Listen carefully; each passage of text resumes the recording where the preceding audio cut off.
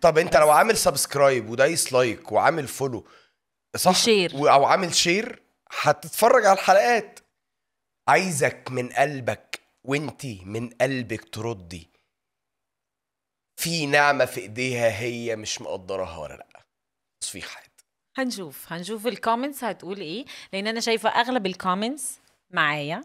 ده مش بس هو حقيقي، مش ده راضي مش حقيقي، ده يعترف. مش حقيقي، ده مش حقيقي. هي اغلب الكومنتس ناس بتسال احنا متجوزين، ناس متجوزين. بتسال انت سامر ولا مش سامر. انا مش سامر. لا انت سامر. لا انا مش سامر. هو اللي عمل دور سامر. صلاح.